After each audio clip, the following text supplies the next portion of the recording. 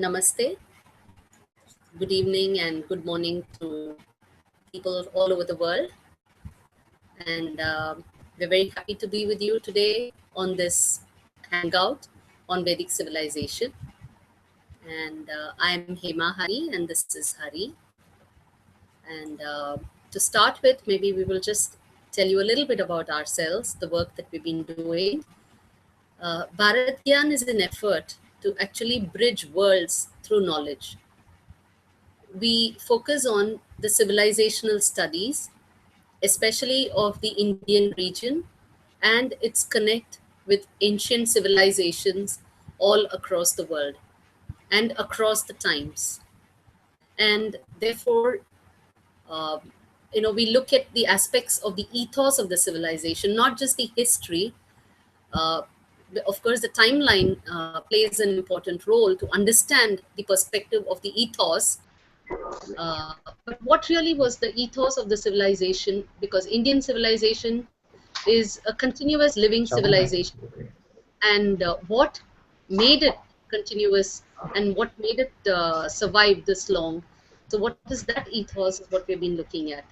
And today we'll be happy to share with you about uh, the ethos of this Vedic civilization. And we'll be happy to take questions as and when you have. Some of you have sent questions on email through the spreadsheet, and we will take those as well as anything that come during the conversation. In this last 15 years of journey of Bharat Gyan, we have been able to compile together about 15 books on different aspects of India, and I've also made about 5 documentary films and about 70 short films. These are available in our website bharatgyan.com. You could see it there. So that would give you a fair idea of the range, the depth of the civilization. Now we'll get on to the questions which have come over the last few hours. Jai Gurudev. Himaji, Hareji, several questions have come. This question is from Suriname, from Virtue Kishan. He is asking, till where was the Vedic civilization spread in the ancient times, geographically? And is it possible to reinstall this ancient knowledge? If yes, how? See, geographically, if you look at the Vedic civilization, it spread from in the northwest, from present-day Afghanistan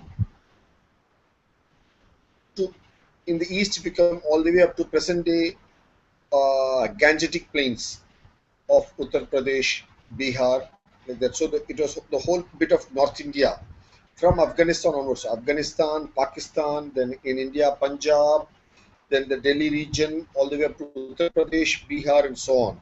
Similarly, if you go down south, it covers Rajasthan, then comes up to Gujarat, and further down into Maharashtra.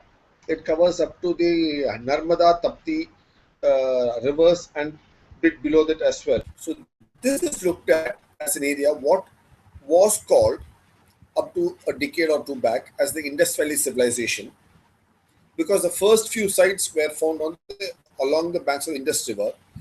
Then later, with the excavation of more sites, almost 2,800 archaeological sites along the now dried up Saraswati River, which was the primary river in the Vedic times.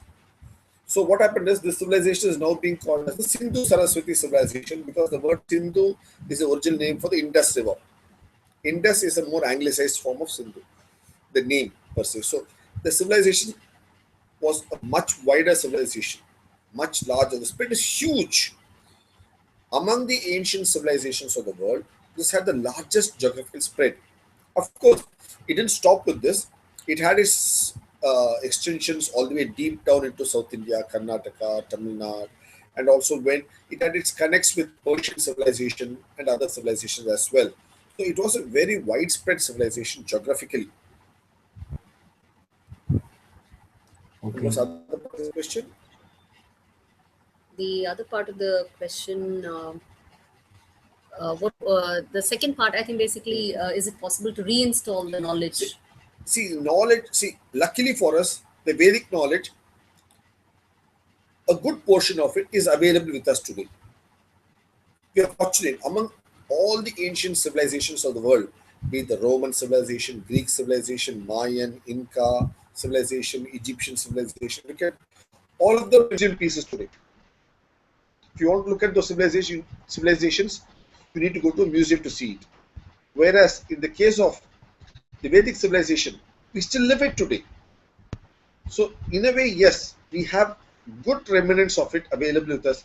Not only the epics of Ramayana, Mahabharata, the Vedas, the Upanishads, the Puranas, a whole host of it, the whole cornucopia of knowledge is available with us today. So we do have remnants of it.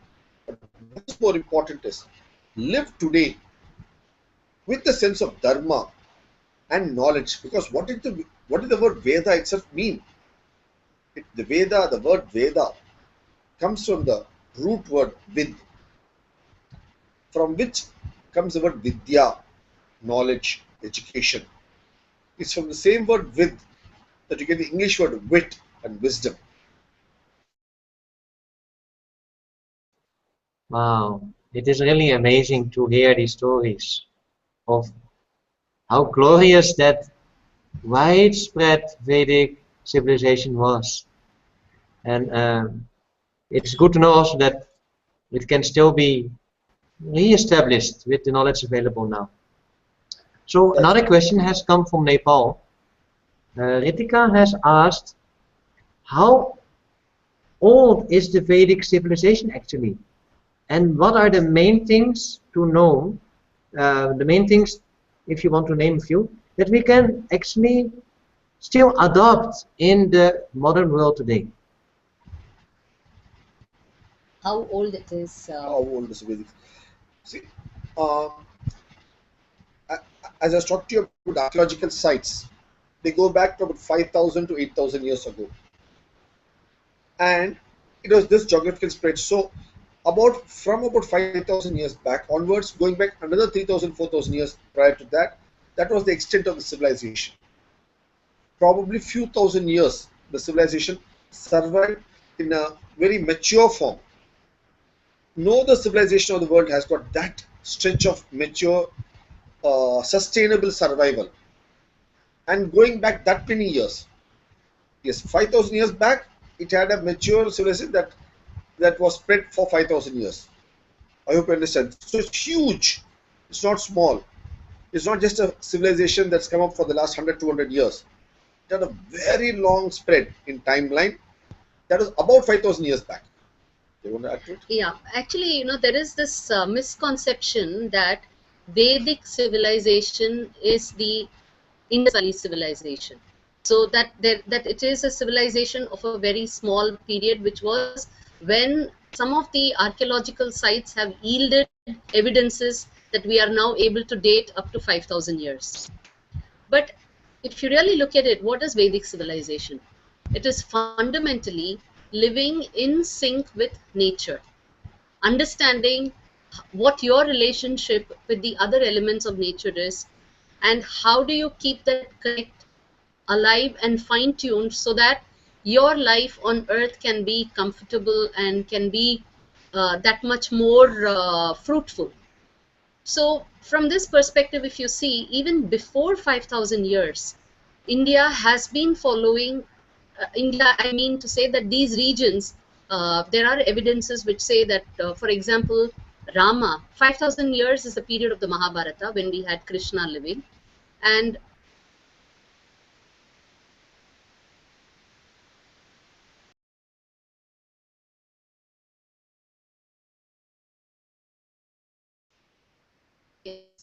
are we back on air, Ari? Yes, I'm still there. Yes. So, in fact, 2000 years before that, about 5114 BCE, which is 7,000 years ago, you can date the other great epic hero of India, historical hero, which is Rama. So that means 7,000 years ago, during Rama's periods also, there is talk in the Ramayana about the Veda and people having lived and rishi and all the Vedic rituals that are prescribed in the text being performed even in those days. So that means 7,000 years ago also it was a Vedic civilization period. Now Rama's ancestors, because Rama is just somewhere 40th in the lineage of his dynasty, which is mentioned in the Ramayana. And his ancestors, so 40 generations before him too, they were practicing all these Vedic way of living. So if you really look at it, 7,000 to 10,000 years ago, again it was a Vedic civilization age. So fundamentally you can't really say this is Vedic period and this is not Vedic period, this is when the Vedic period started or this is when it has really ended. So long as mankind is able to understand that he has a relationship with the other elements of nature, he is able to establish a relationship with them and live in harmony, then that really becomes a Vedic way of living. And this has been continuing from time immemorial. And if you look at it once again, typically it is the times of the ice ages which really kind of make a major what shall we say milestone, mark the milestone in different Vedic era. So Vedic eras have been there continuously for many thousands of years, and every few years, few thousands of years, whenever there is an ice age, you have the Vedic era undergoes a kind of a jump. So it goes into a lull and then goes into the next Vedic era. So next cycle. So those we can say are the basic markers of a Vedic era. And from then on, it continues until the next ice age. So broadly speaking, if you really look at it from a both scientific as well as look at tradition, then this would be what you can call as the history of the Vedic era. For instance, we say that the present text of the Veda were compiled in 3100 BCE, that is 5,000 years ago, by Veda Vyasa. In fact, Guru Purnima that we just celebrated was in honor of his birthday and for all the gurus who have come afterwards. Now, in this itself, they say that he is only the 28th, he is already the 28th compiler, not composer. Composer is Vyasa means compiler. Composer is one who creates the verse. So composer are the rishi who really saw the connect, who understood nature and converted and translated that into verses for mankind. So they were the composers, and in each of their lines or the sets of their shlokas, verses, they have mentioned their name. So from that we know that these set of shlokas were composed by such and such a rishi. But what Veda Vyasa did 5,100 years ago was compile them, because that was a period where there was a need to collect back all these verses and kind of make an encyclopedia out of them. So he gathered all of them, sorted them, and grouped them into the 4 Veda. And that is a compilation exercise, and not even a compilation, a recompilation exercise, because it says that that was the 28th time that the Vedas are being recompiled. So you can then go back and say that it's very difficult to date when they were actually composed for the first time. So when were they actually composed for the first time, and the 27 times earlier when they were compiled again and again, because each time there is a need, like when we say that there is a milestone and the Vedic era enters into a new milestone, a new age, the civilization of that age needs to understand it from their perspective. So the Veda are recompiled and given to them, collected and given to them once again. So this has happened 27 times before, and this is the current 28th compiled version, recompilation that we are having in our hands currently. So from this you can see it is difficult to estimate the first composition of the Veda and the start of Vedic civilization. Right. And then the second part of the question would be what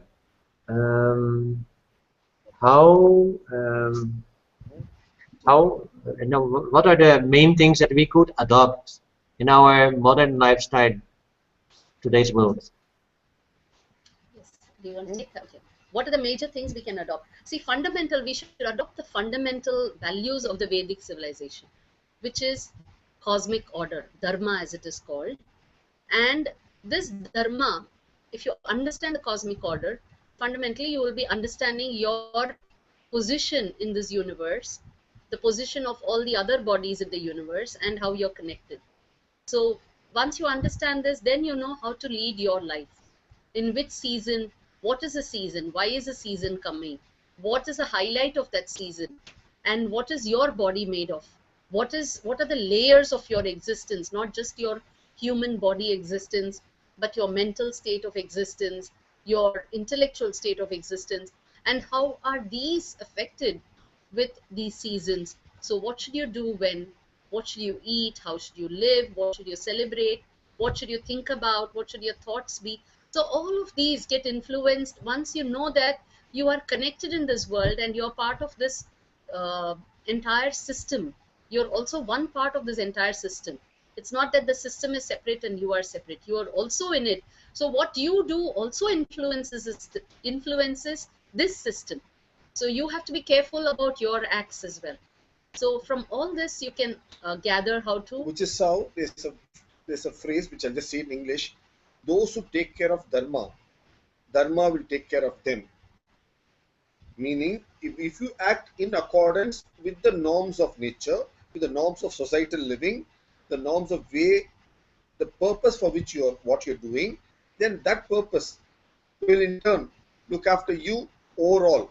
So see, that universe of your life will look after you. So that's an interactive purpose. So it's not that nature is separate and you are separate. You are part of nature and nature is part of you. It's very interactive. That's an understanding. That's understanding that comes from knowledge, vidya. That's Vedic knowledge. And living in accordance to that is a Vedic way of living. It's not just you must read the Veda knowledge or the palm leaf manuscript or have a wear a particular dress lifestyle. Okay, that's also parts of it. But the overall understanding and living with one another in norms of living, which are sustainable, which are long term, which are natural. That's what it is. So dharma is not just about ethics or it's not just about truth. It's a lot more. So fundamentally, in today's life, so we are faced with so many choices of technology, so many choices of pleasure, so many choices of food, so many choices of work professions. So out of these, then we have to analyze and then pick up those which we think are in line with Vedic thought, line with nature, line with sustainability. So that is what the Vedic knowledge will give you the ability. It will give you the ability to discern and make the right choices in life for yourself and society. Yes, Ari. Yeah, wow, it's really incredible to to know more about the Vedic civilizations, and it really, the more we know, I only start wondering about it. Um, Another question has come from Saran actually, from India. He is asking, what is the role of women in Vedic civilization? Were they earning money? And then if so, what was the ways for them to earn money? Okay. See, I will first, of course, I'll let the women among the two of us answer that. Okay, but before that, I'll just tell you. See, women in any knowledge society, in basic society, knowledge society, have a very powerful role. And see, how much ever industrialized we may be, how many ever cell phones or cars or whatever we make, or other products, gadgets we make, the basic norm of a society is agrarian. We need to eat food to live. We can't eat a cell phone to live, or we can't eat a laptop to live. It's only an addition implement that all your modern gadgets are, or you can't eat an insurance policy or your bank account or whatever you have. So food is a basic product. Water is a basic product. So these are the basics on which any civilization, any life, family, society, and civilization is built on. So, given this, let us see the four main components that women handled in society as a whole through the ages, not particularly in India? Please. Yeah, fundamentally, for an agrarian society, the four main things will be land, will be cattle, will be Seeds. seeds, and water. So these are the four main things that are needed to sustain, to grow food Life. and sustain life, sustain a civilization, in fact. Sustain a family, sustain a village, sustain a community, sustain a society, and thereon sustain a kingdom and a civilization. Sustain a nation. So, if you look at the Vedic lifestyle, fundamentally you gather this from various other ancillary texts to the Veda, and as well as historical records wherever they are there. What you can find is that women were in control of this. So these were the four forms of wealth. So it was not money, but these were the four main forms of wealth, and these were attached and they were handled by the women. They were looked after by the women. They were passed on from the woman to the other women in the family. So this fundamentally is the change that we have to understand. It is not just money that was driving the society then. Money came from trade. So whatever was excess for the civilization was then traded, and that trade gave wealth, which was used for other sets of luxury. So fundamental living was through this kind of livelihood, and it was women who had control, and they played a major role. They were the ones who would sift the seeds, and I'm sure this has been done not just in Vedic India, but it has been done in all civilizations across the world then and even today. All the good seeds from a harvest are identified and kept by the woman to be circulated and replanted, sowed again in the next cycle. If I can take an example of other civilization, for example, Freya in Europe, or Demeter, the goddess Demeter, the corn goddess in the Persian civilization, in the ancient European pagan civilization, the concept of Freya, Friday, it's all Viking. women. The Viking civilization, it's all the women who held the. So fertility, when you say women is fertility, it is not just because they can bear a child. They had the seeds with them. It was in their control. They handled. That was what gave fertility to the land. For that, what you need is water, and water bodies, and maintaining them, and irrigating, not only for the providing water for the domestic needs, but also for the agrarian needs, was again with the women. Cattle, which worked, which was the workforce, was again with the women. So like this, it was very women-centered society. If you look at it in a way, any knowledge society, Vedic society, the nest egg is women. It was a very matriarchal society, not matrilineal. That's different. That's legal. Whereas it was a matriarchal society. The strength of society when it's matriarchal is the bonds are very strong. And any mature, sustainable society is generally matriarchal. That's how nature has made it to be. It's very interesting. We need to think on this point, that a sustainable society has a strong matriarchal bond to it. Whereas the modern, so-called modern civilization of the last couple of 100 years, there's not much matriarchy. Which is it's why more men-centric than women-centric. That is why the men have mismanaged the civilization. If you give it to the miss, they will handle it better. I think we have a lot to learn still in the modern world. There's one other question which has come from Croatia, Lerica. I will ask it on her behalf. She is asking, as I see, rituals from every religion, not only Hinduism, have their roots in the Vedas. And the Vedas are beyond any religion. So they are the ultimate and essence of everything in a written form. Can you say something about this? As we said, the word Vedas itself means knowledge, Vidya, knowledge. So any great civilization comes from knowledge of its local people, of its local culture that sustained and brought it up. So any knowledge-based civilization, a sustained civilization, comes from Veda. Veda is not unique only to this geographical region of Afghanistan to the northwestern part of India up to Uttar Pradesh and up to Maharashtra. So that's only one geographical area. So let's not be limited by geography. Vedas, we understand, is knowledge that emanates from the land, from the people, from nature, and understanding of this. That is what Veda is. So any good civilization, any sustainable civilization, a civilization that has links with nature and is cultured, is a Vedic civilization, and which respects all these factors of cultural connects, respects a connect with nature, respects a connect with divinity, respects women for the role they play, appreciates that role, and propitiates all the aspects of nature because we are part of nature. That is a Vedic civilization. So, be it any of the ancient pagan civilizations, has a strong Vedic bond to it. Nice. One other question has come from Poland. Dorota is asking, can you please speak on the importance of architecture in Vedic civilizations? See, when you say architecture in Vedic civilization, the one name that stands out is a person named Mayasura. Maya. Okay, a very strong-willed person, so he's called Asura. The word Asura does not have a negative meaning in Veda. It means a very strong-willed, spirited person, and the person is Maya. Maya was a mathematical genius.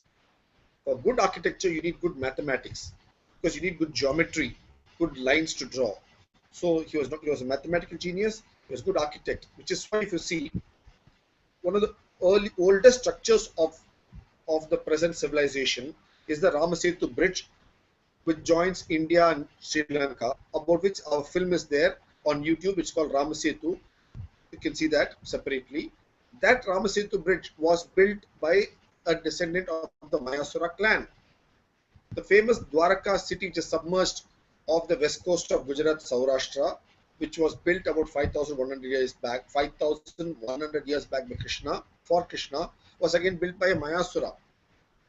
Then the Indraprastha, that is present day Delhi, which was the capital of the Pandava kingdom in the Mahabharata period, before the Kurukshetra war, was again built by a Maya.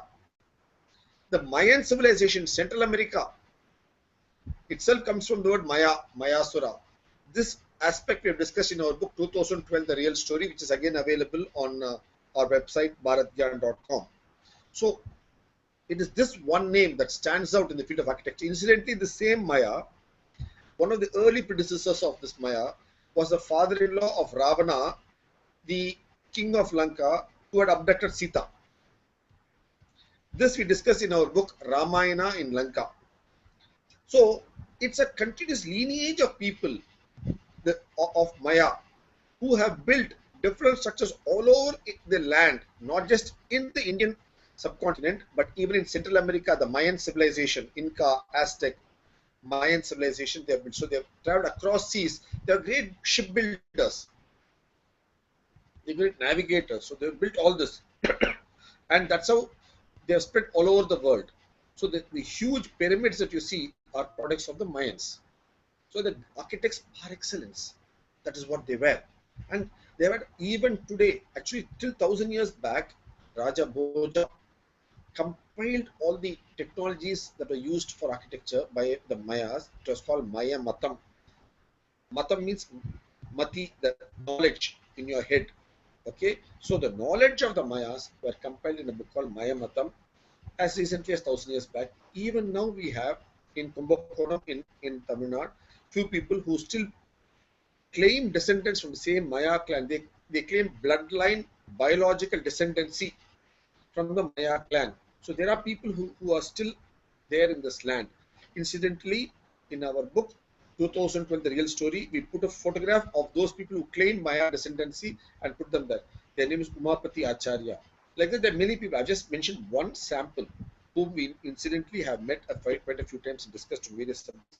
There are people across the land who still claim descendancy from the same, and they practice the trade. They practice the skill of building large structures. They got the technologies with them. So it's not died down, it's still available. That's the beauty of the civilization, a continuity in the civilization in different fields, not just reciting shlokas, but actual practice of doing things. Thank you. Hemati, Yeah. another question just came in. You were mentioning that the Vedas have been compiled 28 times. This question has come from Martin from Argentina. Mm-hmm. And he is asking, does this refer to this earth or this universe? How many times it took to compile the Vedas in that amount of times? Sorry, Can you how much time it took to Earth compile also. the Vedas in oh, 28 times? So it's a broader perspective of those 28 times. No, this yes. He's 28 asking times if it's happening on this earth or Mm, this what is subject. the it is context of behind it? it is of this earth, and the way you understand this, is there is something called a sankalpa, and in this sankalpa you talk about the progress of time, and as you're coming down, you talk about how many cycles have passed and so on, and you come to a number which is currently also we are in the 28th cycle.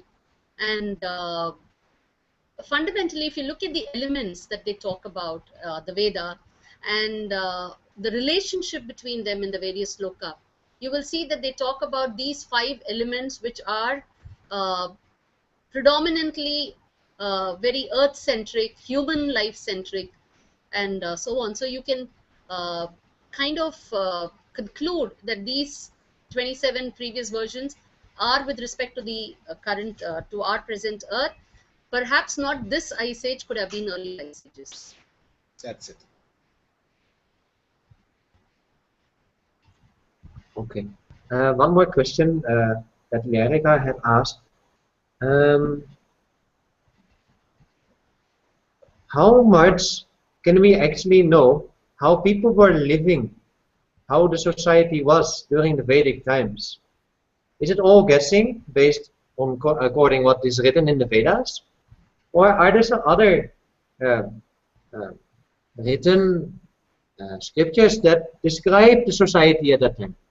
See, the knowledge is not just in some Vedic mantra alone. Yes, it's very important fundamental knowledge.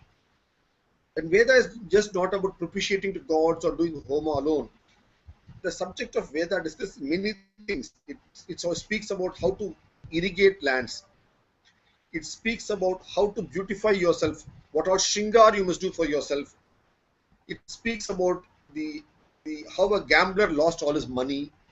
There are interesting subjects mentioned in the Veda. It speaks about dice play. So the Veda speaks about a whole host of subjects. Does not limit itself only to propitiating the gods and divinities.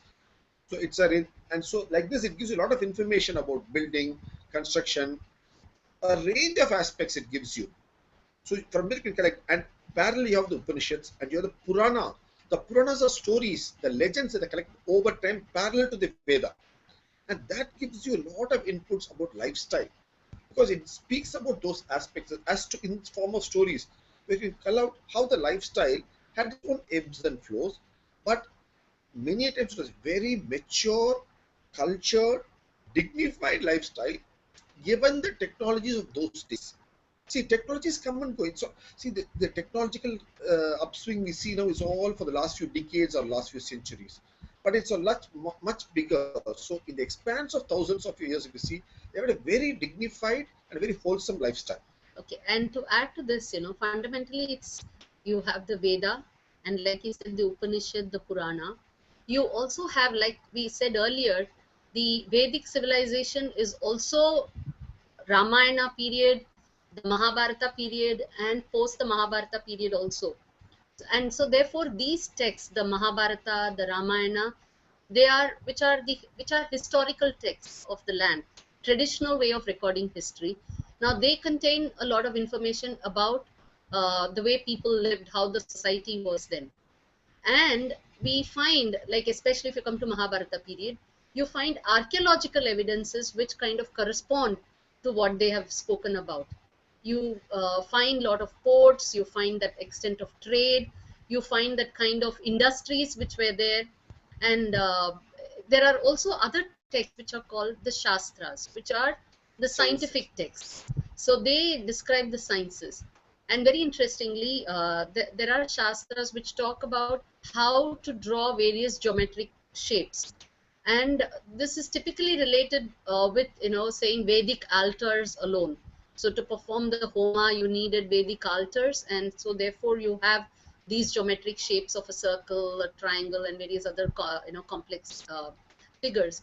But at the same time, you find that there is a 7,000 beyond 7,000 year old tall well-like structure which is I have that. perfectly circular.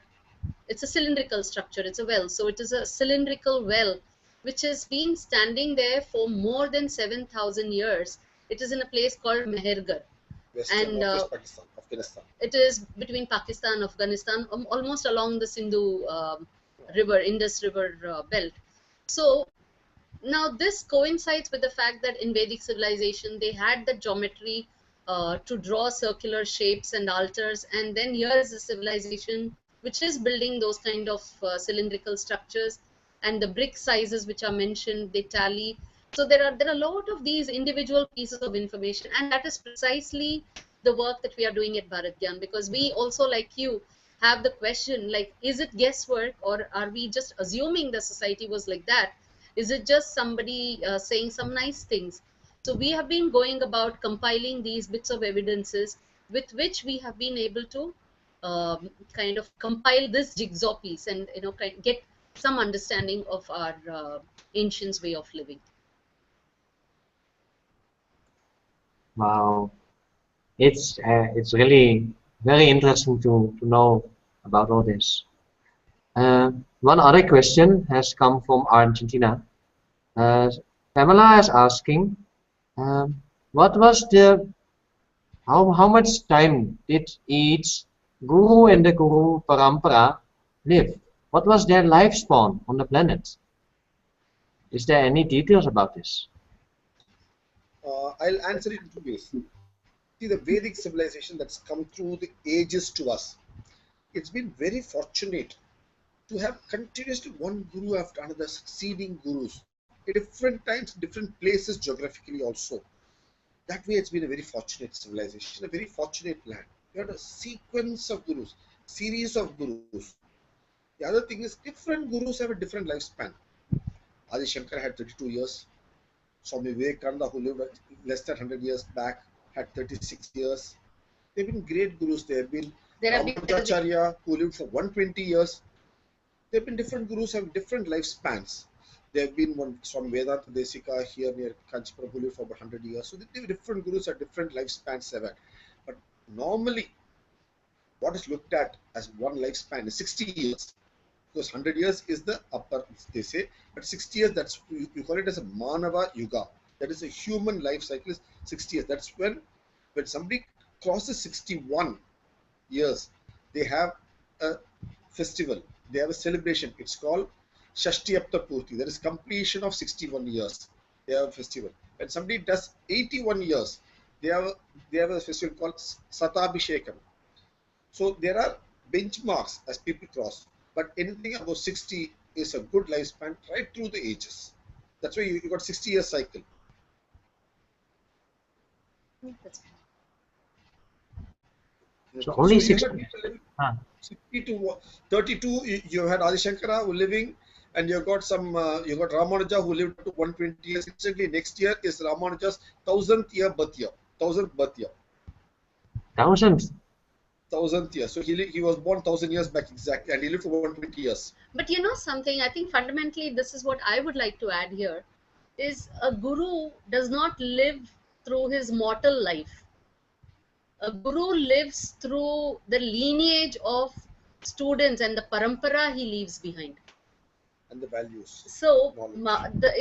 it's his. So if you really look at it, the whole lineage, he lives every time a student recites his name all through the lineage, and that is a kind of reinforcement of his message, of his teachings, of the principles, and the guidance that he has given. So a guru typically is never measured by his Mortal mortal living life. lifespan.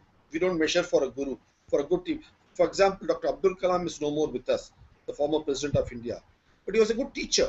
So his teachings will continue. Similarly, Raghavendra, who lived in North Karnataka, Mantralaya, his teachings will continue. So, which is what he had said actually in the same message he has given in just before he attained Samadhi. So that all these gurus, great gurus at this land, Veda Vyasa lived 5,100 years back. His Guru Purnima we celebrate every year. And the guru's life actually increases with time, in the sense of, as time passes and his lineage, his students keep going and spreading his messages. So as this tree grows further and further, that The is when roots, the life of the guru spreads more and more. as message spreads, the values spread, the ethics spread. For example, same is the case with Buddha. So during their immediate mortal lifetime, a guru may have only X number of students to whom he would have been able to impart direct guidance. But after his time, mortal time span, as further number of years go on, those that X will multiply, and geometrically it will go on and on and on. And the guru starts living through his teachings, which are carried forth by his students. So that really is the lifespan of a guru. Wow, that is very beautiful answering. A lot of people are sharing a lot of feedback that they're really enjoying the clarity and the answers. Is Thank it you. okay if we ask one or two more questions? Is it still time? One question has come from Rava Subramaniam from Chennai. He is asking, in the Vedic times, maybe all those had very peaceful lives without tensions, without BP. But why is all these diseases, why are they here now? Pardon? Why is what? Like high BP, why are these diseases here now? And he was guessing, I am presuming, that in the Vedic times people didn't have all these tensions, and maybe you can share a little bit about. See, whichever time it is, if you know how to meditate, if you know how to be with sync with yourself, to be in sync with nature, you can. The tools of meditating, the tools of being calm are very much available with us. It is for us to use the tools very much. In which we are even now living in a Vedic civilization. If you're living in a knowledge civilization, if you're living in a civilization which can understand yourself, if you're living in a civilization where you're in sync with nature, you are in a Vedic civilization. So it's all in your mind how you want to live your life. And the tools are available. The gurus who have come to us at different times through the civilization have given us these tools, and now we have wonderful tools of meditations available with us to calm us down and to be happy. It is very much in our hands. Now that is from the mental well-being, okay, which is one of the key contributors to lifestyle diseases like diabetes and blood pressure and heart problems and so on. The other thing is Vedic lifestyle. One of the other main components of the Vedic lifestyle was the practice of preventive healthcare rather than just curative healthcare alone. And food was an integral part, medicine was an integral part in the food itself. So the diet was chosen. So this is what I kept saying, when they were in sync and they knew about seasons, how to live with the seasons. So what do you eat based on the land that you live in and the kind of seasons that it experiences? That is the food which is got the right medicines for you, which makes sure that you really don't fall ill. So from a physical and physiological perspective also, they were living in sync with nature, eating the right food at the right times. And that is also, one major component of maintaining your good health. So these lifestyle, and but it is not that they didn't have those diseases. There is mention of all these diseases in the Ayurvedic text, All these and there is diseases. cure, there is medicine. But so it is wrong to assume that they did not have any of that. They also would have had that. They also did suffer from those ailments, but they focus primarily on preventive healthcare. Today we are confused. We think hospital Medicare is healthcare. We use the term healthcare very wrongly for hospital and Medicare. Healthcare is what you can do preventively and keep yourself in good health both through food and through mental state. I think that is right answer. Hmm. In the sense that many times we have only trying to fix the symptoms rather than huh, attending to the root cause.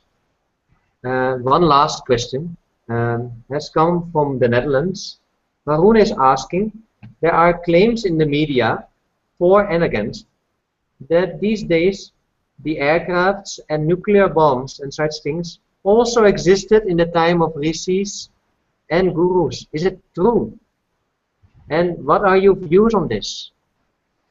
Uh, See, we have written a book called on eclipse, triple eclipse. It is there in our website. We have answered this question there, but since the question has been asked on the Hangout, we will briefly tell you. Yes, there were Vimana during the early Vedic times, which were flying machines of those times. The shapes and sizes and the avionics, the metallurgy, the fuel is all discussed there. Incidentally, in our website, in the subject capsule link, if you go down, there is a link called Vimana where we have briefly mentioned about this. Vimana means that which traverses the sky. That's the meaning of the term Vimana. So we have had this concept. It's mentioned in Ramayana also about the famous Pushpak Vimana in which Ravana abducted Sita and then Rama and Sita came back after defeating Ravana. So it's mentioned there, but there's only in the story form. The technical data is also available. So the two sides, one is the story form, other is the technical data. Both are available with us. Similarly, the other question that you asked is about nuclear. This again we have answered in our book Triple Eclipse, one of our early books. It's there in our website. You can see that when the first nuclear bomb was burst in the Nevada desert in USA, the person who was the father of the the modern nuclear bomb was the scientist named Dr. Oppenheimer. Dr. Robert Oppenheimer. He was at the time of the bomb blast, the first experimental bomb. He was reciting from the Bhagavad Gita about an explosion, about the radiance of 1,000 suns. He was reciting himself at the time from the control room. Second point, couple of weeks later, when he was asked in a university at the Rochester University, a student asked him, "Is this the first nuclear explosion?" He paused for a moment and replied to the student, "Well, yes, in the modern civilization, of course." So he left a lot unsaid. He left a lot unsaid that yes, there is a probability it did exist, such bombs did exist in an earlier civilization, in the same earth, many thousand years back. That's why we have the concepts of Brahmastra, Narayanastra, so many astra mentioned in our ancient texts. See, the very word astra, see, there are two kinds of weapons which have been used in, they've been used and described in Indian warfare texts. One is called Shastra, one is called Astra. Shastra is that which is handheld, like a sword, a spear, a mace. So anything, a axe, anything that you hold with your hand and fight. Even a bow and arrow. The astra, on the other hand, are those weapons which were projectiles. They were like missiles. So which you launch them and they go and cause harm far away. So they had this very clear distinction of Shastra and Astra in classifying weaponry. And this is in very, very ancient Indian texts. I mean, it's a part of the word in the Sanskrit language itself. So unless you have the actual mechanism with you, you don't create the two classifications. So that itself is a very clear pointer that these kind of weapons may not be the exact kind of weapons that we use today, but similar, in fact, perhaps even better ones.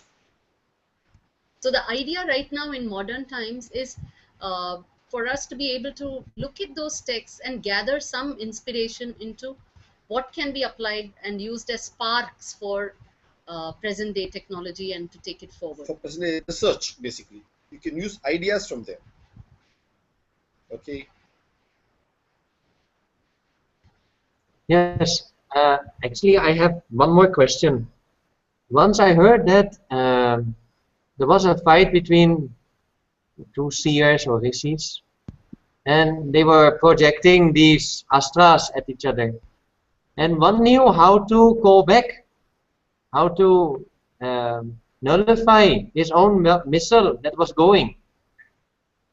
Can you share a little bit about this? That they can actually call back particular nuclear missiles or astras, as they were called? See, the Australian Aborigines have something called a boomerang. Very basic. Very basic. A boomerang is something you throw, it goes, hits something, and then comes back to you. They practice it even now. It's got a skill to it. So that's a very basic, it's just a wooden L-shaped curved contraption. Very basic, it's there. Whereas these astras are much more advanced, where you can let loose an astra and block it even before it goes hits, or it can come back to you. This are all very much part of the lore, this is very much part of the text. But how it was used, the skill that you have to let it loose and skill you have to bring it back to you. They're all technologies. And it is not just handheld physical technology of machine mechanical, it was even mind-based technologies where you train your mind to use certain skills. I would actually like to say this here, instead of asking were they really there, could they have done it, how could they have done it, it's not possible, instead of those kind of thought patterns associated with anything from the past, if we can become open minded, oh, so there is something like this as well that can be done or can be thought of, I think that can really open up our minds to think of ways to achieve that once again. It can really put us in a different time frame rather than trying to question, oh, could it have been there? How could it have been there? It could not have been possible. I don't believe it.